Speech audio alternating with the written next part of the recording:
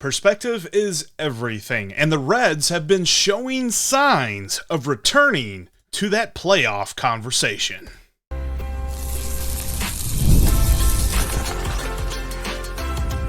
You are Locked On Reds, your daily Cincinnati Reds podcast, part of the Locked On Podcast Network, your team every day. Welcome into Locked On Reds. My name is Jeff Carr. I am a lifelong Cincinnati Reds fan, and I'm glad that you're alongside me today. I've loved this Reds team since birth. Seriously, I've got the baby pictures to prove it if you want to see. Probably won't show them today. But this is also my 6th season hosting this podcast on a daily basis. Did it solo for a couple of years, and Steve has joined me for a few years as well.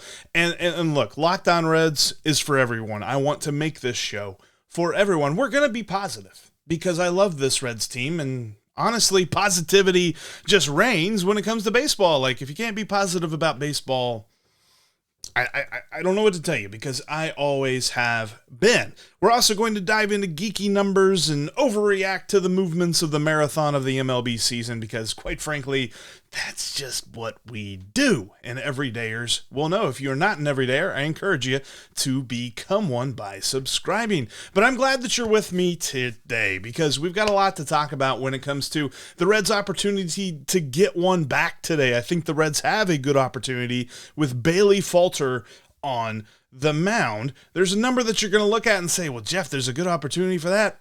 I'll explain why that number is a little bit of a illusion when it comes to his performance so far this year.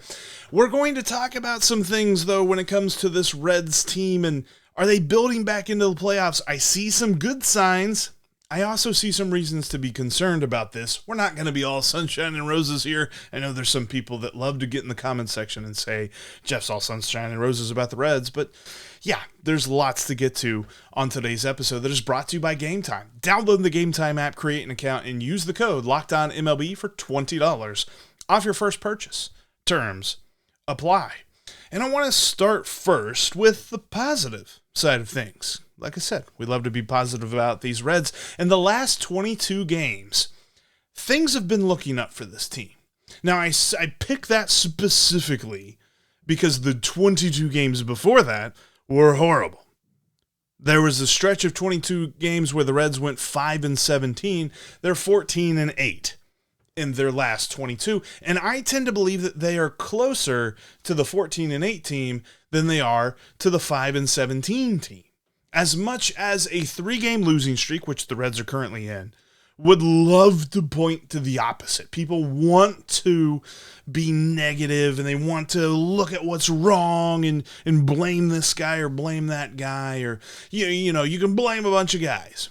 But the way that the Reds really sank themselves for, those 22 games, it was always going to take a while to build back from that, but they came close to just about flipping that script in the same amount of time that it took them to tear everything down. So that shows to me the resiliency of this team. That shows to me the talent of this team. Let's compare those two stretches, if you will. Like I said, 14-8. Since May 24th, the Reds have won 14 games. They've lost 8. Now, they lost last night to the Pirates 4-1. It was a very frustrating game, but it was one of those games that I kind of chalk up. We always say this, right? You win 50, you lose 50, and then it's the other 62 where you can get creative. I feel like those were that game was one of the 50 that you just lose, right? The strike zone for Paul Skeens, and to take nothing away from Paul Skeens, he pitched really well, but he also had a very generous strike zone that I can't wait to see the umpire auditor report on Twitter of Malachi Moore, the home plate umpire, because my goodness, some of those strike calls were bad. But you had that, and then you had the fact that there were multiple batted balls from the Reds that were over 90 miles an hour that found gloves.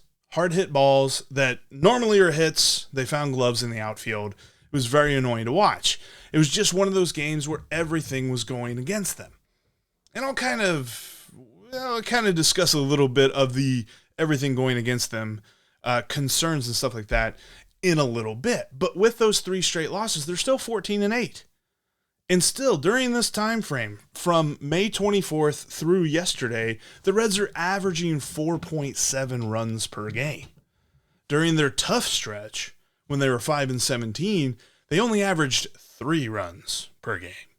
We're talking about a huge difference there, 1.5 per game difference, plus the team on base plus slugging, the team OPS, for these last 22 games has been 761. They're hitting the ball so much better. They have 26 homers in these last 22 games. Compare that to the horrible stretch that was the beginning of May.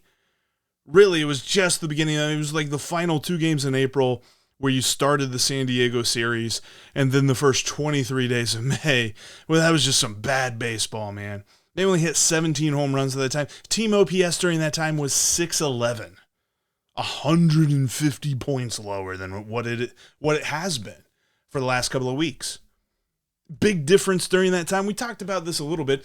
TJ Friedl came back on May 29th, and the Reds kind of righted the ship. That was a big reason why they went on that nice little 7-game win streak. But Jeimer Candelario has been a revelation. Jeimer Candelario has shown why they signed him. He has shown why the Reds went out and got him, and everybody was just hating on this guy in April. He was horrible. They should get rid of him. Why did they sign this guy? This is one of the worst free agent deals the Reds ever had. In the month of April, you would have been right. Ever since then, you're dead wrong. In fact, since May 24th, he's hitting over 300. He has 7 homers, and he has more hits than strikeouts. Is 24 hits to 18 strikeouts. Plus, the pitching has been on point. The pitching's been on point all year. Compared to what it was last year, this is the biggest breath of fresh air. And there's been a few hiccups with the relief pitching and things like that. But since May 24th, the Reds have a team ERA of 3.63. Things are looking up. The signs are pointing to where they should be.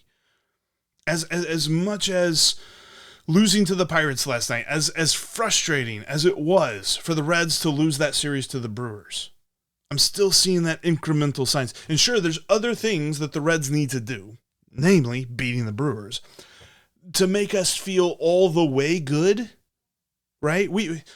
Reds fans, Cincinnati sports fans as a whole, but really Reds fans have become so jaded over these last really 30 years, but mostly over the last 10 years.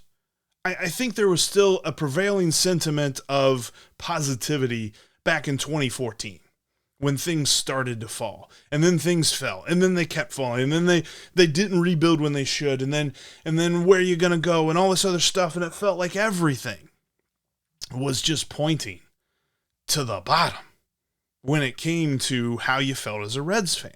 So you got to do some stuff to get everybody all the way invested in this team. And while I see the signs, and while I'm excited about those signs, I firmly understand if you're not with me. I firmly understand if you have doubts. But I look at these things and I say, this is what we expected from this team. We expected competitive baseball all year long. We expected them to be in the playoff conversation. And now part of that is the fact that the National League is a huge pot of mediocrity right now. Outside of the Dodgers and the Phillies, you can really throw everybody in. And I kind of put the Brewers in there, but there's still part of me that doesn't buy them, and maybe I'm just a hater. But I think they're just a little bit on the fringe of the pot of mediocrity. The Reds can take advantage of this if they start to get some things right, because we're seeing those signs. Some things are getting right. The lineup is looking better. The pitching has been overall good for the year. Things are looking up.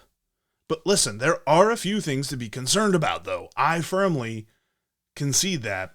We'll discuss what those are coming up next. The best way to get to your next game is by using the Game Time app on your phone, because that's what I do. Every time I go down to the ballpark, I load up the Game Time app and I see what kind of deals they've got, because they've got that all-in pricing. That way, the number that you see is the number that you pay. It's not like those other apps that show you numbers, and then once you go to check out, that gets ballooned by fees and taxes and all that other stuff. Game Time shows you exactly what you're going to pay. Plus, they show you your view from your seat. If you're going to a different ballpark other than Great American or Paycor or a ballpark that you're familiar with, like say you traveled up to Pittsburgh to follow the Reds against the Pirates, they'll show you exactly what the view from your seat looks like. The Game Time app is so easy to use to get into your next game. Download the Game Time app today and use the promo code LOCKEDONMLB for $20 off your first purchase. Seriously, couldn't be easier to buy tickets with Game Time. I do it all the time, and you should too. That's the Game Time app. Download it today. Use the promo code LOCKEDONMLB and get $20 off your first purchase. Game Time has the last-minute tickets at the lowest price, guaranteed. Get supplies from the site that's made for the skilled trades, supplyhouse.com. Supplyhouse.com is the reliable way to order plumbing, HVAC, and electrical products online. Their easy-to-use website is packed with helpful resources and the latest product info to help you get the job done right. Shop a complete inventory of over 200,000 parts from over 400 top brands and get your order delivered right to your door with fast shipping from coast to coast. If you need help with an order, they've got the expert support and industry-leading service from the friendliest folks in the business, and you get to talk to a real person every time. That is what you call clutch. Join the thousands of trade pros already benefiting from their free membership at supplyhouse.com/TM. Order plumbing, HVAC, and electrical supplies from anywhere with just a few clicks at supplyhouse.com. Again, that's a free membership at supplyhouse.com/TM.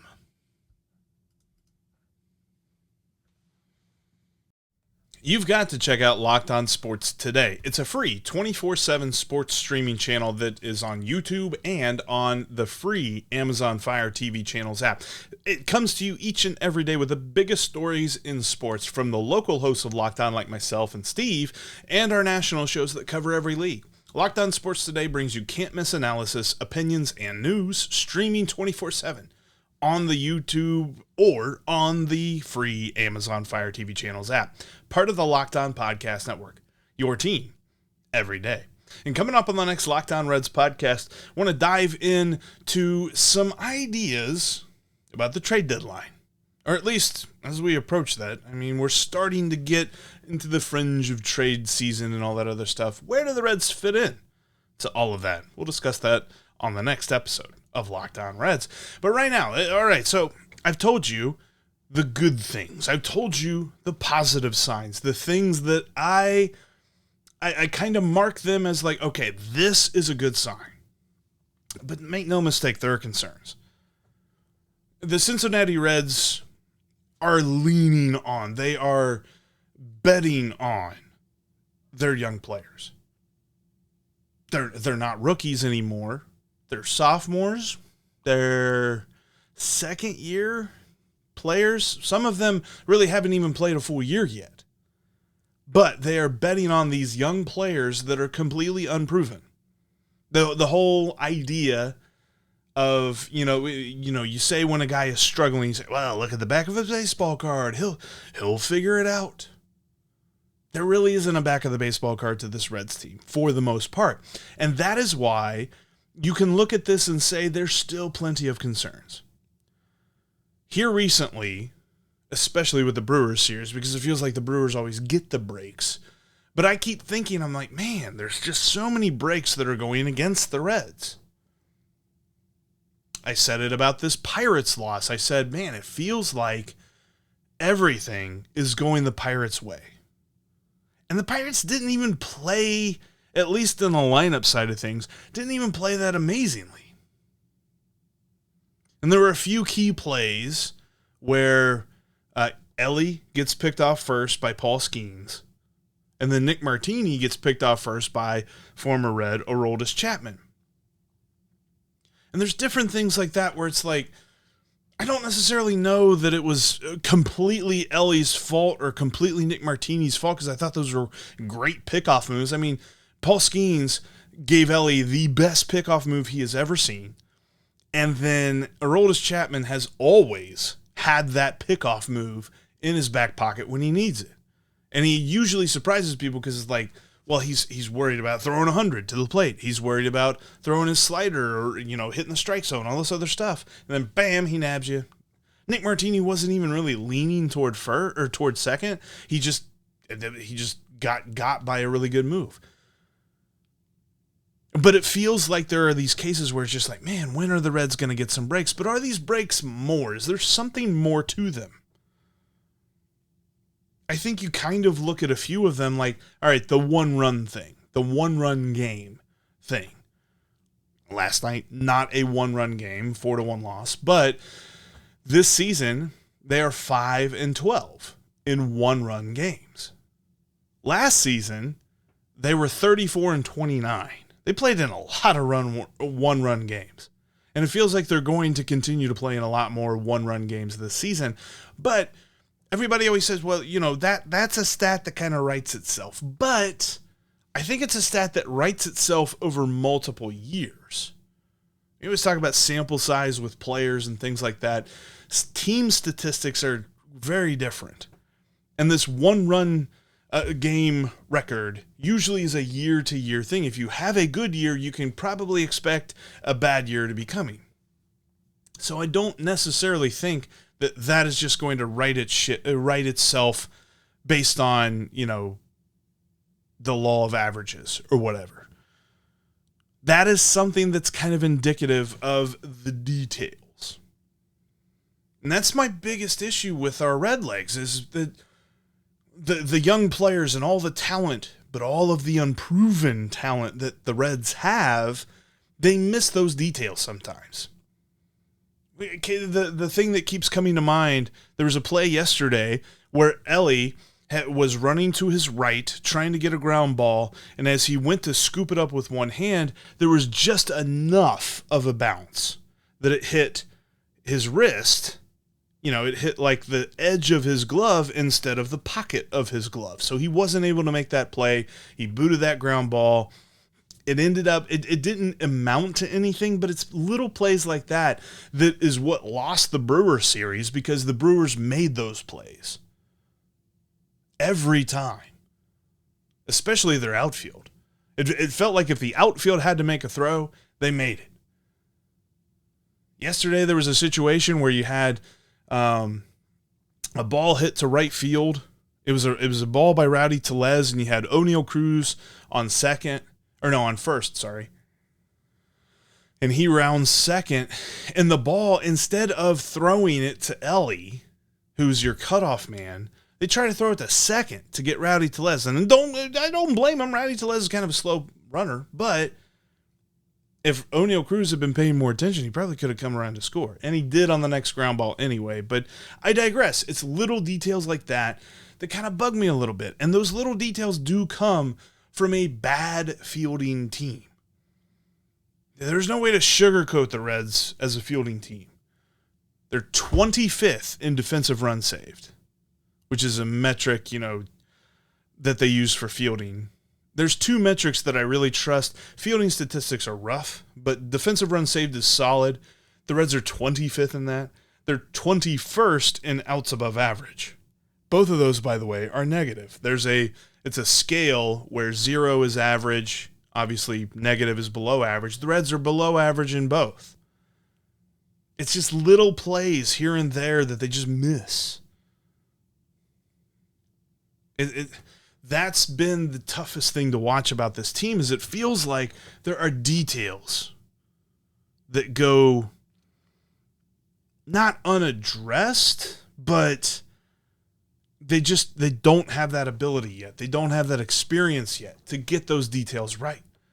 And sure, in a year or two, we're probably talking about the Reds making those plays. But if we're talking about the Reds making the playoffs this year, and my concerns that I have with them, it's the little details this year. The other concerns I have, and listen, we've gone about 20 minutes now in this podcast without saying them. Injuries. right? It's the I word that everybody hates talking about because the Reds began the season with so many injuries. And then they just continue to pile up on them. Christian Encarnacion Strand transferred to the 60-day injured list yesterday. Reports are he is resting, still resting that wrist, still resting the injury to the ligament in his wrist. There was a broken bone in the wrist. There was also ligament damage. They're resting it to see if the rest satisfies the need so that he can then begin the rehab assignment and get him right. But if the rest doesn't work, he's going to have surgery. His season's over. So we'll see what happens. That's coming up later this week. Then you had TJ Friedl, who made a fantastic highlight reel, web gym, for people who remember that term, web gym style, full out, laid out diving catch in center field. Looked amazing. But as he finished that dive, like as he was sliding to a stop on the ground, you could see something went right. I initially thought it was an arm injury. It was a leg injury. He got up holding his leg, his inner thigh. But the good news was, post-game, the reports were he passed the range of motion test with a full range of motion. And he passed the strength test with full strength. So the belief is he's not going to be in the lineup for tonight's game, and then he should be back for Wednesday. Now, I know that this team is far, far, far to the optimistic side when it comes to a lot of prognoses, so we'll have to see exactly what that means. But TJ Friedl's been on and off the injured list all year. And I love the way that he plays. I love watching him play. I love his tenacity. But at that point, it was a 4-1 game.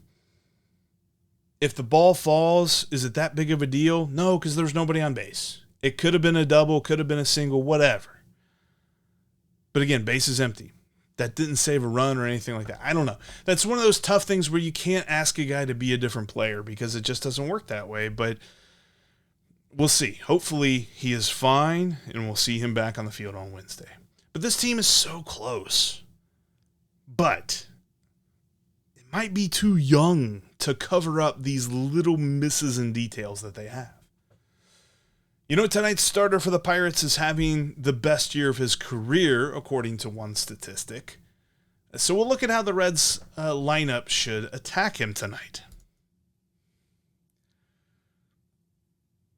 As the Reds move through the summertime schedule, you can make some money on Elly De La Cruz performances over at PrizePicks, or Nick Lodolo performances for that matter. Elly is hot right now. Huge road trip going on for him, and you can click more on those stat categories for Elly and make some cash because PrizePicks makes it easy. They're the #1 daily fantasy app for a reason. They offer so many different players and stat options and all that great stuff, which all you have to do is you click more or less and you watch the cash roll in. You can get, in some cases, 4 picks, and you can get 100 times your money. It's that easy. Seriously, all you got to do, and usually I love to do the stolen bases and the runs and the total bases with Elly. You can also do fantasy score, like the total fantasy score that a player would have. And you click more or less on the point total that they put up there. And with Nick Lodolo's strikeouts as well, go over to PrizePicks right now. And you can use the promo code LOCKEDONMLB for a first deposit match of up to $100 whenever you create your account. Again, that's the PrizePicks app, and use the promo code LOCKEDONMLB to get a first deposit match of up to $100. Because with PrizePicks, all you got to do is click more or less. It's really that easy. You can catch every pitch of the Reds' hometown broadcast with SiriusXM. Just download the SXM app and search the word Reds. Also, make sure you bookmark CincinnatiRedsTalk.com. It's a great website, a lot of written content about the Cincinnati Reds. James Rapine is writing for it. I'm writing for it. You got a lot of great folks writing about the Cincinnati Reds over at CincinnatiRedsTalk.com. All right, the way that we want to kind of close out today's podcast episode, the Reds are facing the Pirates on Tuesday night, and Bailey Falter is on the mound for them. And there's a number that everybody looks at. Everybody looks at this statistic when they talk about a pitcher, And they determine whether that pitcher is good or bad by that one number, ERA. In a lot of cases, there's a lot more to that. And Bailey Falter is one of those cases because he is having the best ERA of his career right now. It's actually tied. I think a couple of years ago, he had a 3.86 ERA in 16 games started for the Minnesota Twins. So that was his best season to this point. He has the same ERA now. So some people are like, oh, okay, ERA's in the threes. This guy's pretty good. And something else he does really well is he limits the walks. Does not walk people. Really good job of throwing strikes. But if you dig deeper, that's about all he does. In fact, he is slightly better at home. I mean, he's given up more home runs in Pittsburgh than he's given on the road. But he doesn't really have a high ground ball rate. He's not a guy that gives up a lot of grounders. You know, like we saw a lot from that from Bryce Wilson and Colin Ray. Felt like, weak contact on the ground. That's not what Bailey Falter does. He has a ground ball rate of 34%. He actually has a batting average on balls in play that indicates he's being lucky or he's getting lucky right now. His BABIP is 237. He gives up a lot of hard contact. Average exit velocity against him is 90.6. League average is 88. So hard contact, doesn't miss bats, doesn't force guys to chase, pitches out of the zone that he throws. His main pitch is a fastball, a four-seam fastball. He throws it 52% of the time. It's been put in play, at least according to Baseball Savant, it's been put in play 115 times. He's only given up 4 homers with his four-seam fastball. And it has a batting average against him just 201. So he's limited the damage with the pitch that he throws the most. But again, there are some expected numbers, take what you will of expected numbers, but there are some expected numbers that say he's gotten lucky even with those numbers, with his four-seamer. And he'll mix in a sinking fastball, a slider, and a curveball, but each one of those pitches he throws less than 18% of the time. It's going to be the four-seamer mostly.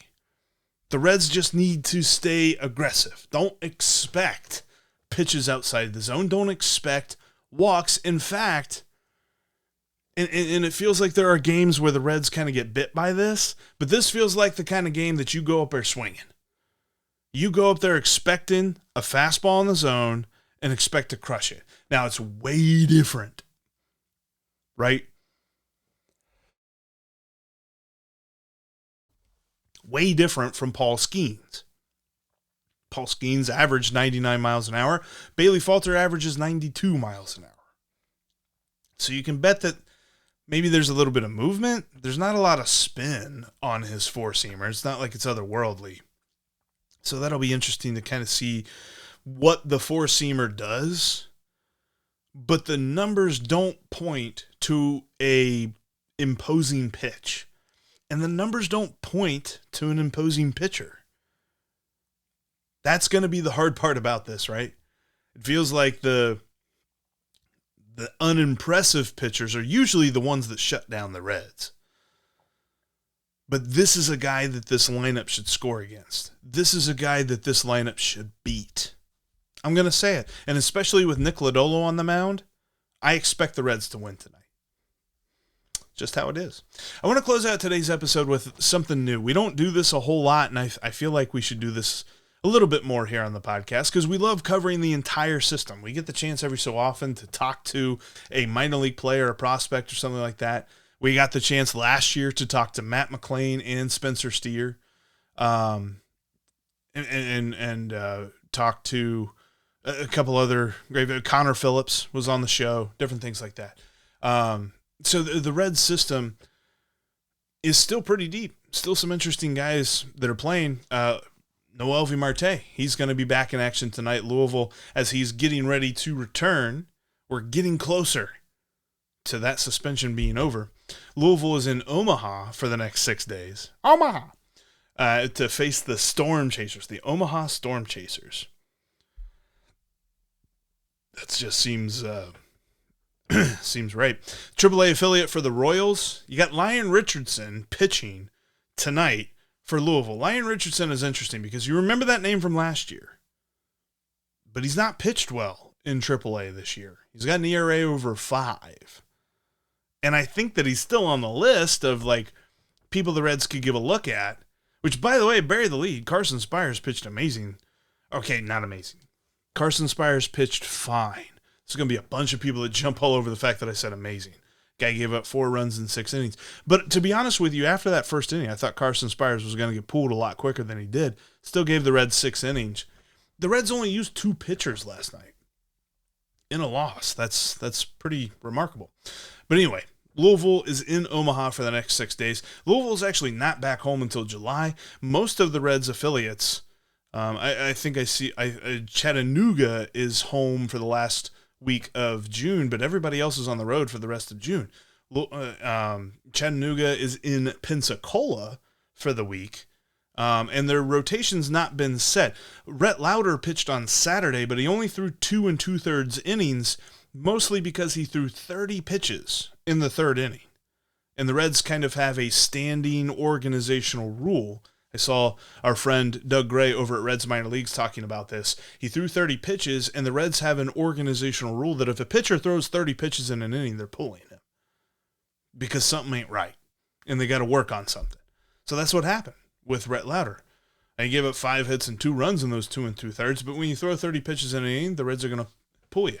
And Pensacola, some may remember, used to be a Reds affiliate. Now they're a Brewers affiliate in AA. Dayton is up in West Michigan to face the Whitecaps. That's the high A affiliate for the Tigers. That's for this week. And then Daytona's on the road. And I want to mark Daytona because Daytona's on the road against Dunedin, the Dunedin Blue Jays. Bet you can't guess who their affiliate is. But I'm marking Daytona because Sammy Stafura, you'll remember that name because he was a high school pick by the Reds last year in the draft. Supplemental first-round pick, I believe. But high school pick out of high school. He's only 19 years old. He's tearing it up. He got promoted. He's played 16 games with the Tortugas. He has 59 at-bats, and he's hitting .305 with an OPS over 800 in the Florida State League, which if you ask Jonathan India, that's hard to do because he did not hit that well when he played in Daytona. Sammy Stafura is hitting the ball pretty well. 19 years old, still a few years away, but it's fun to see these guys kind of get it early on, and that's what it looks like Sammy Stafura is doing. But that's how we'll wrap up today's edition of the Locked On Reds podcast. Look, I'm optimistic. I'm seeing the signs that the Reds are entering the playoff conversation. Still plenty of concerns, but there are signs. So stick with them. It's going to be a fun summer. And stick with us, too, because we're going to be with you all throughout the season. Win, lose, trade, no trade, whatever the Reds end up doing, we're here with you every single day here on Locked On Reds. So make sure you're following us on your favorite podcast app. Make sure you're following us here on YouTube. Click that bell to get notified when we've got new content for you. Reminder, too, I forgot to say this earlier on the show, so hopefully those of you still hanging with us. Friday afternoon, 3 p.m. Eastern Time, live. It's going to be a lot of fun. You get to drive the ship as we talk about these Redlegs heading into the weekend that will be with the Boston Red Sox coming to town. But make sure you join us for that live show on Friday. But until then, you can always trust that we will be Locked On Reds every single day.